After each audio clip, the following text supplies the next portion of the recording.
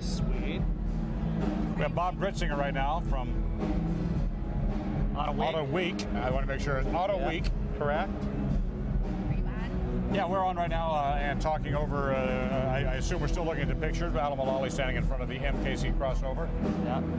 All right, so thank you very much for joining us. So Bob, what do you think of that car that you got a chance to look at it? Well, I'm just seeing it now for the first time there, and you know, be honest. It's a smaller crossover, and everybody seems to need one, especially in the luxury class.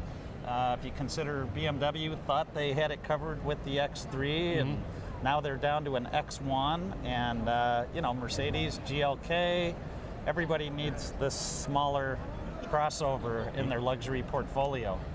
We're going to talk, Bob, to you about the car and truck of the year, which were announced this morning. So first of all, let's talk about what they announced, and we'll talk about what Autoweek itself has picked. So tell us about the Dodge Ram 1500. Well, you know, the Ram added a whole lot of, we felt, mid-cycle refinements, refreshments. The air suspension that'll drop the vehicle at speed to improve aerodynamics. They did some engine changes. They did a number of refinements, but for us it was not an all-new truck. It didn't really qualify for us.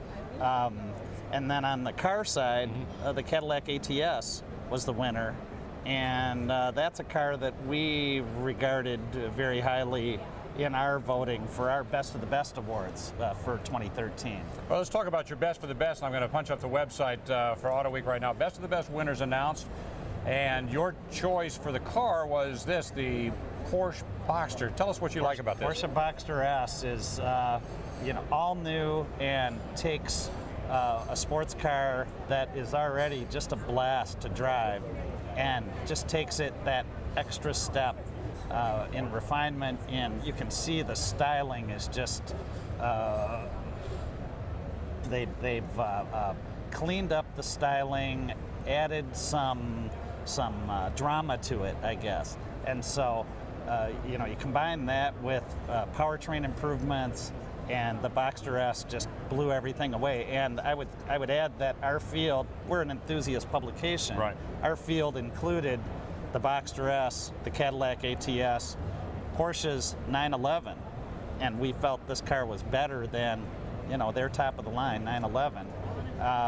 So, and we also had, you know, cars in there like the Dodge Dart. We felt merited finalist status for us. So on the truck side, interestingly, we didn't even have the 1500 in our field from Ram, but we did have, you know, our winner was the Mercedes-Benz GL, which has picked up a number of other awards, but also in our field was the Mazda CX-5, which was a North American Truck Utility of the Year finalist. So also just a great crossover vehicle. Really does everything well. Maybe a little underpowered for our taste, but I've driven it hundreds of miles, and the CX-5 really is a strong contender. You were telling me earlier you've got two kids in that 18 to 21 year range. Yeah. And they've grown up around cars because you get to bring them home and test them and stuff like that, and they actually test her.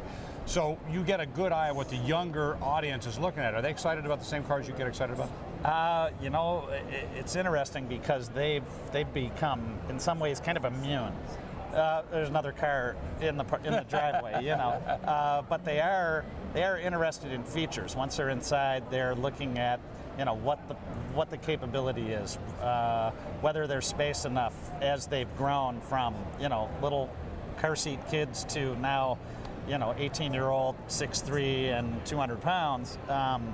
They need some space. So at least my son there, he's a big boy. There have been cars that I've brought home that did get their attention, but it took something like a Ford GT, or a Lamborghini. You know, a Corvette might turn their heads. I'm hoping and I'm assuming that the new Corvette that was revealed last night will be a head turner for them. It sure was for me. car is really spectacular.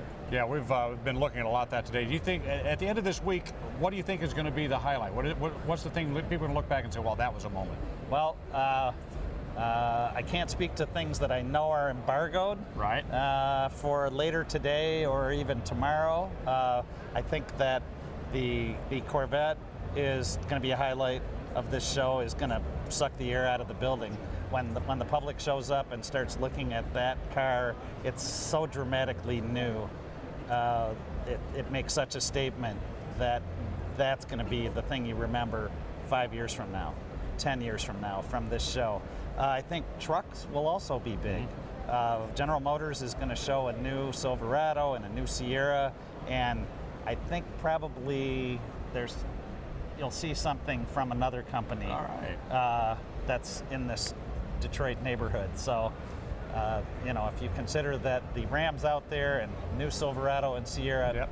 You know, do the math. Yeah, who's left? Bob Gritzinger, we do appreciate you, Auto Week. You bet. And we're looking forward to seeing you all this week long. But, all right. Thanks for your insight. You bet.